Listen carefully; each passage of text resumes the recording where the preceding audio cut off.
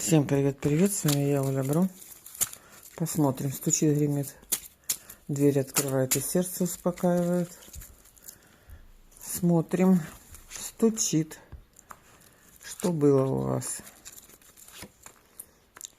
Так, выпала сама червяная дама, ее порадовал кто-то.